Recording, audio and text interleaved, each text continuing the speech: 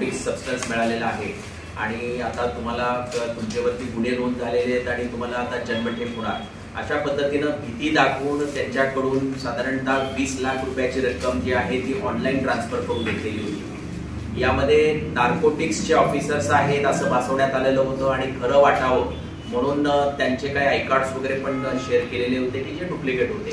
त्यानंतर खोपोली पोलिसांनी तपास केला आणि 6 आरोपींना आतापर्यंत अटक केलेली आहे।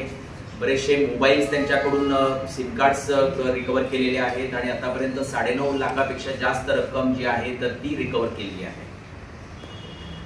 खूप वाढ झाली हा सायबर गुन्ह्यामध्येच येतो ना? हो सर। Role sir.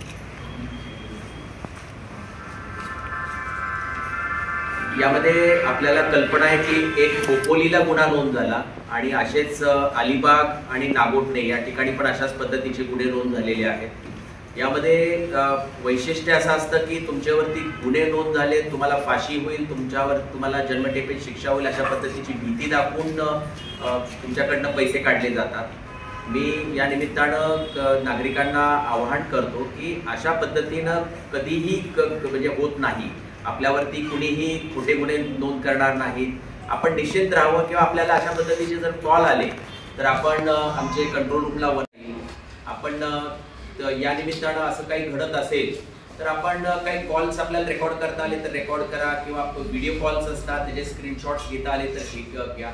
या निमित्तानं टार्गेट हे जे आरोपी आहेत हे टार्गेट अशा लोकांना करतात की जे हायली क्वालिफाईड आहेत आणि वरच्या पोझिशनला काम करतात। त्यांना माहिती असतं की ज्यांना 3 लाख 4 लाख 5 लाख अशा पद्धतीनं पगार आहे त्यांच्याकडनं जास्त पैसे काढण्याच्या हेतूने म्हणजे आपल्याला तिन्ही केसेसमध्ये लक्षात आलं की हायर क्लासमधून लोकांना टार्गेट करण्याचे प्रकार यामध्ये दिसून आलेले आहेत।